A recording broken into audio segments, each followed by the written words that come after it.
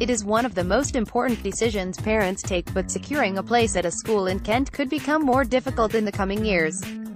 Political editor Paul Francis crunches the numbers and examines where the county's pressure points are. The lengths that parents go to ensure they have the best chances of getting their children into the school they most want are well known. According to a recent survey by Mumsnet, 1 in 5 had moved to or rented a house within a school's catchment area in London to enhance their prospects. With the stakes increasingly high, others are resorting to more sophisticated ruses, such as freedom of information requests to get data on places allocated to children out of the catchment area. School places is a hot issue in Kent. Stock image councils and schools may frown on such maneuvers, but they underline the challenge of providing not just enough places to match demand but enough places in good schools. Throw in Kent's selective system and you have an even more competitive battlefield, with the well-known practice of private tutoring for the 11+ coming into play. The good news is that in Kent, the statistics show most parents get their first choice of primary and secondary school and have done so for several years. But there are challenges on the horizon. Ensuring the number of available places matches the number of children who want them is becoming more difficult. Money is not the only issue, but it is one of the main ones, to the extent that Kent County Council's own corporate risk register rates it as among the highest it has. Say the government could fail to allocate enough so-called basic need grants, money for each additional pupil coming into the system. This funding dilemma is not unique to Kent but is exacerbated by the huge housing growth the county is seeing. Council leader Paul Carter, speaking earlier this year, said the authority was between a rock and a hard place when it came to finding the money needed.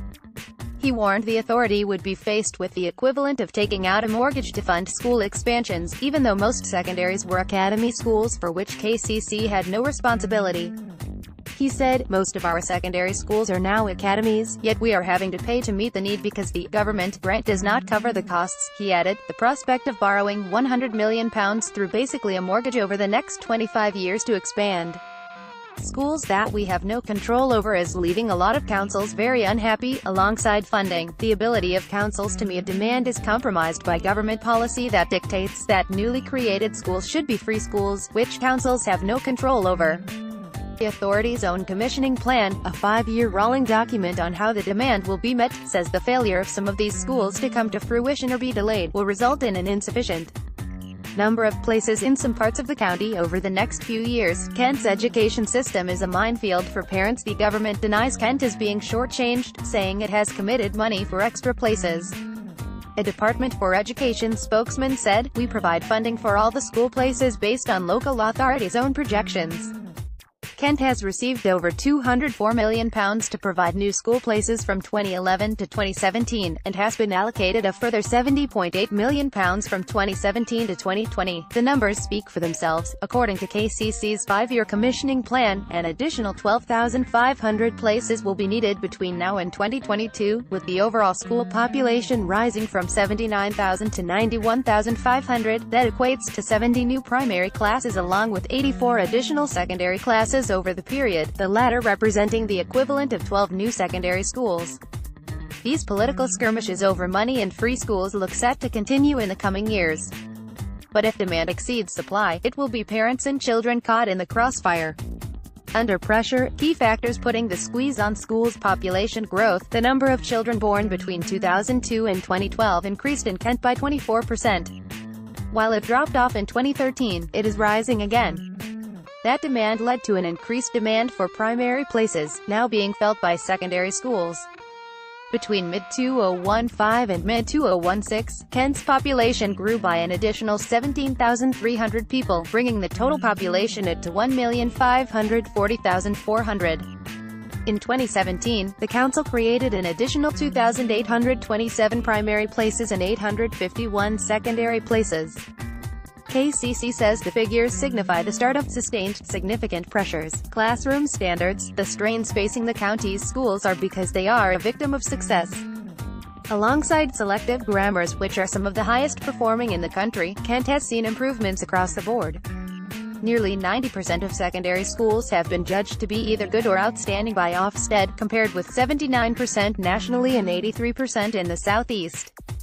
good schools inevitably attract more applications, evidenced by another rise in the number of applications from outside the county this year, with 3,289 seeking secondary school places compared to 2,744 in 2017, an increase of 545. Free schools. Government policy on meeting demand for extra places is for it to be through free schools. This is problematic for councils. They have to square the challenge of meeting demand without having the power to build new schools, although they can expand capacity at existing ones. The question of what happens if free schools do not come forward has already created just such a problem. A free school sponsor for a secondary school in Margate could not be found when KCC first sought one. A second attempted, but the delay means that pupils will go to a temporary site, some 16 miles away in Deal. Migration into Kent can expect to see significant numbers of families moving into the county from London as authorities in the capital search for cheaper accommodation. London councils are said to be waiting in the wings to buy up former Ministry of Defence land and other sites to place families in less costly property. Education chiefs say they expect similar situations to the one in Canterbury, where the London Borough of Redbridge bought land at Howe Barracks and rehoused 250 families there. Medway education chiefs in Medway say they are confident of securing enough places but face similar issues around a growth in population. Despite this, the authority insists it has enough spaces planned and delivered until 2021 and is already working on future plans for the delivery of more places.